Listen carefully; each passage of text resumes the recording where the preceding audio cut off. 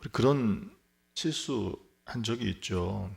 대부분 아마 그런 기억들이 있으실 겁니다. 뭔가 실수한 것, 잘못한 것, 그것을 감추려고 거짓말했던 기억이 있으십니까?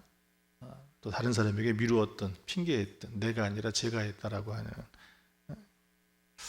그런데 이런 잘못한 것, 실수한 것, 그거보다 더 무서운 것이 있습니다. 그것이 뭐냐면 그 잘못, 실수를 가리기 위해서 또 다른 거짓말을 하는 거죠. 그리고 위선이죠, 위선. 오늘 사도 바울의 말씀을 통해서 충성된 종의 모습이 어떤 것인가 보게 하지만, 또는 이 본문의 말씀이 요한슬 목사님께서는 그 위선 또한 그 거짓이죠. 그 위선 또한 정말 우리에게는 위험한 것이다라고 하는 것을 말씀하시는 그 말씀 같이 연결해서 한번 좀 말씀을 보도록 하겠습니다. 오늘 말씀을 보면 사도 바울도 어떻습니까? 자기가 완전하지 않은 것을 보여줘요. 그렇지만 어떻습니까? 그리스도 예수께 잡힌 바 된 그것을 잡으려고 끝까지 달려가고 있는 그 모습 또한 우리에게 보여주고 있다는 것입니다. 그래서 예수님께서 말씀하셨던 한 사람이 있죠. 이 사람을 뭐라고 이야기합니까? 진실한 이스라엘 사람이다라고 칭찬하십니다. 그 사람에게 무엇을 보았기 때문에 그래요?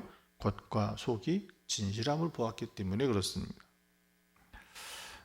누구나 실수할 수 있습니다. 그것이 크든 작든 의도했든 의도하지 않았든, 그렇지만 그 실수, 잘못을 했을 때 어떻죠? 분명하게 하는 것보다 그것을 인정하는 것, 또 어떤 면에서는 그 인정하는 것이 참 쉽지 않은 경우도 있어요.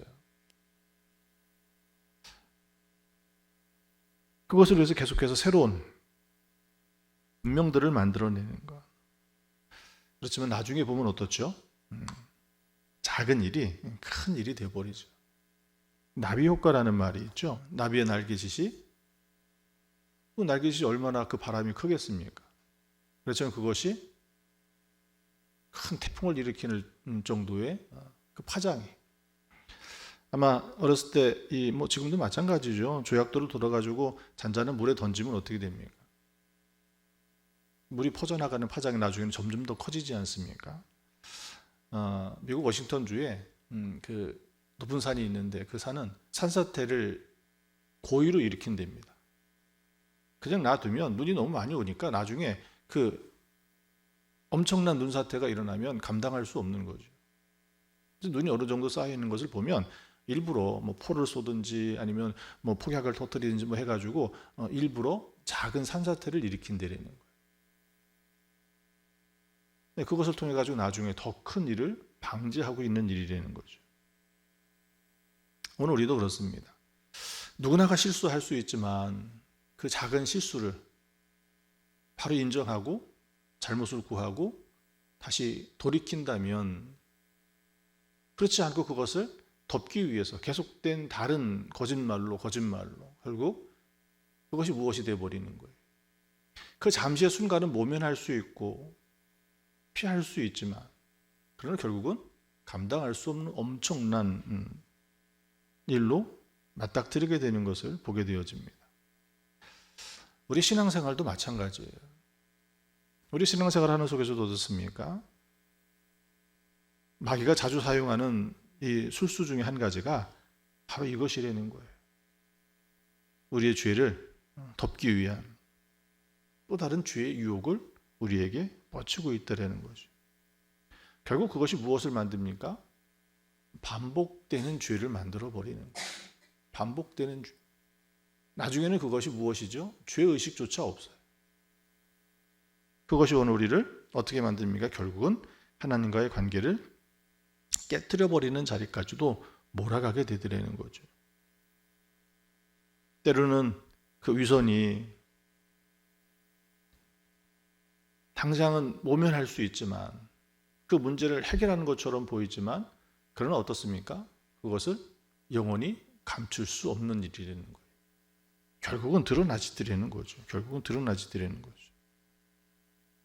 이게 너무 잘 보여주고 있는 게 한국 드라마예요. 한국 드라마의 구조를 보면 어때요? 항상 문제를 일으키죠. 계속해서 문제를 일으킵니다. 근데 그 문제가 어떻게 되죠? 결국 그 문제가 새로운 그 위기를 모면하게 하고 자기 어떤 이익을 만들어내고 하는 것처럼 보이지만 결국에 나중에 어떻게 되죠? 그 문제들이 다 드러나게 만들더라고요. 결국은 그 사람이 끝날 때 어떻게 끝나요? 나쁜 사람은 벌을 받고 착한 사람은 그렇게 어렵고 힘든 일을 겪었어도 나중에 좋게 끝나더라고요. 오늘 우리는 그 드라마를 보면서도 이 모습을 보고 있는 예라는 거예요. 도리어 거기서 교훈을 얻는 것이 아니라 뭘 하죠? 도리어 나쁜 것을 배우는 것이 오늘 우리의 사회의 모습이 아닌가 싶습니다. 경건도 마찬가지입니다. 겉으로 드러난 경건, 사람들에게는 내 이미지를 좋게 하고 또 좋은 모습으로 기억될 수 있는 자기의 어떤 영향력을 끼칠 수 있는 자리로 나갈 수 있는 것처럼 보이지만 진실하지 못한 그 모습은 결국 어떻게 되어지는 거예요? 드러날 수밖에 없고, 그러나 하나님 앞에서는 어떻습니까? 하나님 앞에서는 그것을 가릴 수가 없다라는 거예요. 예수님께서 참 이스라엘이라고 그 속에 간사함이 없다라고 칭찬하셨던 그 말씀을 보면 결국 무엇이라는 거예요? 그걸 반대로 돌이켜보면 그런 거짓과 위선은 하나님이 기뻐하시는 일이 아니라는 거예요.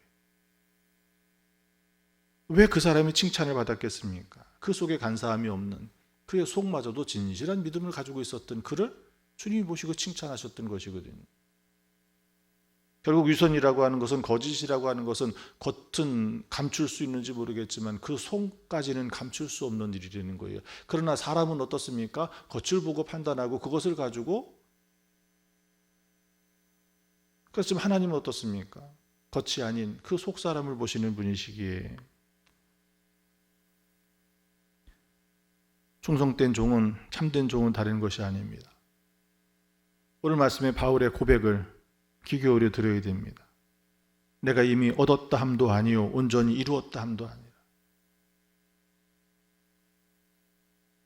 우리의 연약함을, 불완전함을 고백하고 내어놓는 거예요.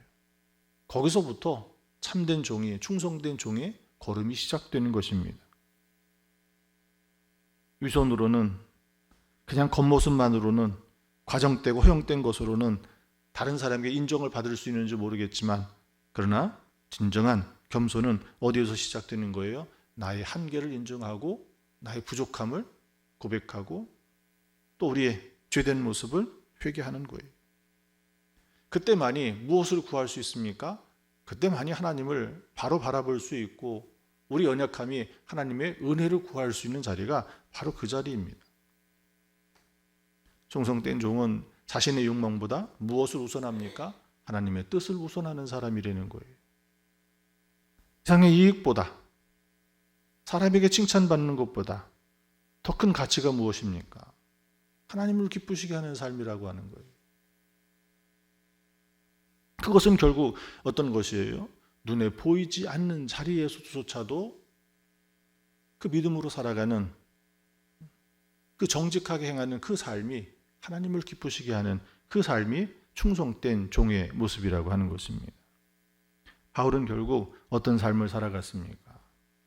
그렇게 끊임없이 주님의 은혜를 구하며 그리스도의 목적, 땅끝까지 복음을 전하고자 했던 그것을 쫓아갔던 것이 바울이었습니다. 바울은 그 걸음을 어떻게 했죠? 순교에 이르기까지 포기하지 않았어요. 그런 서문화까지, 땅끝까지 복음을 전하려고 했던 그 마음이 계속해서 어떻게 했습니까? 자기의 뜻과 자기의 계획을, 자기의 방법을 쫓아갔던 것이 아니라 다 준비가 되어 있었어도, 그런 계획을 하고 이제 떠나기만 하면 됐었어도 주님께서 그에게 말씀하실 때 그는 그것을 내려놓고 어떻게 합니까? 주님의 그 성령의 인도하심을 쫓아서 유럽에 가서 복음을 전하고, 오늘 우리는 그렇게 끝까지 주님의 그 길을, 그 사명을 감당하는 자리에 서야 될 줄 믿습니다. 오늘 우리가 사순절의 이 절기를 지나는 것은 결국 무엇입니까? 주님의 말씀 앞에 우리가 기도하는 자리가 무엇입니까? 예수 그리스도의 그 십자가를 바라보며 무엇을 보는 거예요? 그 십자가라고 하는 거울을 통해서 내 내면을 바라보는 거예요. 내 내면을 바라보며 그 십자가를 깊이 묵상할 때 무엇이 드러나집니까? 나도 깨닫지 못했던 내 안의 연약함이, 우리의 죄성이 드러나게 되어집니다. 그러면 그때 무엇이 필요한 거예요? 그냥 모르는 척 감춰 놓으려고 하는 것이 아니라 이 정도쯤이야, 그냥 묵인하는 자리가 아니라 그것을 진실하게 주님 앞에 내어놓아야 됩니다. 이 사순절의 절기를 지내는 것은 다른 것이 아니에요. 다시 말씀 앞에 다시 기도를 붙들고 오늘 우리 스스로를 들어보고, 내가 혹시 겉으로만 경건한 가장된, 속으로는 주님을 멀리하고 있지 않은가라고 하는 것을 스스로 묻는 시간이 사순절의 절기입니다. 웨슬리 목사님은 위선을 가장 비열하고 혐오스러운 죄라고까지 아주 강하게 말씀하셨습니다. 그렇지만 또 한편으로는 오늘 우리에게 무엇을 드러내주고 있냐면, 그런 거짓과 위선에 빠진 일을 할지라도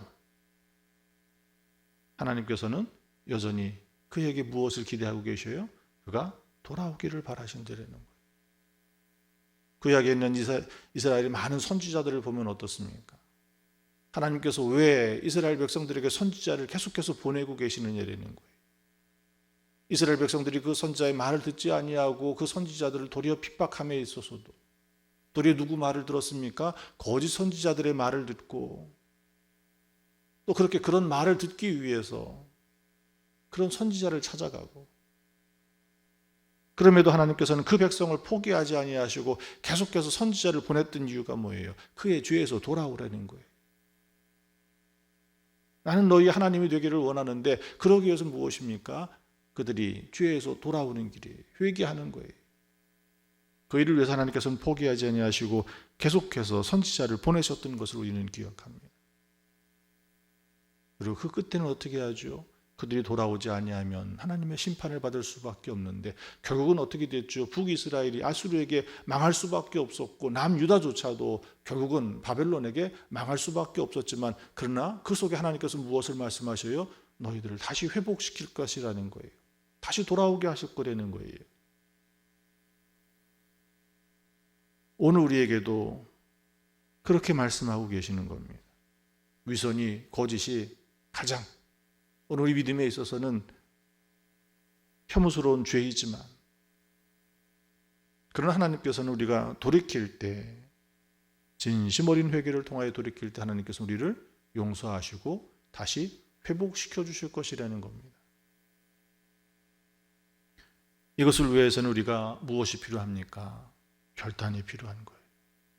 오늘 우리 스스로가 말씀을 대하고 주님 앞에, 그 십자가 앞에 무릎 꿇고 기도하는 속에 우리의 믿음의 결단이 필요한 거예요. 주님, 제 마음을 온전히 드립니다. 보이지 않는 곳에서도 거룩과 진실함을 지키겠습니다라고 하는 그런 결단이 필요한 거예요. 사도 바울이 그랬던 것처럼 예수 그리스도, 그의 목적을 향하여, 그의 뜻을 향하여 끊임없이 쉬지 아니하고 달려가는 그런 믿음의 자리에 우리가 서야 될 줄 믿습니다. 위선은 잠시 사람들 앞에서는 내 모습을 가리고 좋은 모습으로 보여줄 수 있는 것인지 모르겠지만, 그러나 그것이 치명적인 죄가 되어서 결국은 하나님과의 관계를 멀어지게 만드는, 돌이키지 않으면 결국 끊어질 수밖에 없는 자리에서는 치명적인 함정이 되는 거예요. 그러니 오늘 우리는 충성된 종의 그 자리에 서기 위해서 끝까지 하나님만을 의지하시기 바랍니다. 마음 깊은 곳에서부터 하나님의 뜻을, 내 뜻보다도 그 하나님의 뜻을 쫓아가는, 주님께서 마지막 그 겟세마네에서 기도하셨던 것처럼 그렇게 하나님의 뜻을 쫓아갈 수 있는 믿음의 자리에, 그리고 그것을 이루기 위해서 우리 삶 가운데 비록 고난이, 환난이 찾아온다 할지라도 끊임없이 주님의 그 일을 감당하는 자리에, 믿음의 자리에 서시기를 축원합니다. 오늘 이 새벽에 우리가 함께 이렇게 기도했으면 좋겠습니다. 주님, 제가 충성된 종으로 하나님께 기쁨이 되는 삶을 살게 하소서. 위선적인 태도를 버리고 진정한 헌신으로 주님의 뜻을 이루게 하소서. 기도하겠습니다.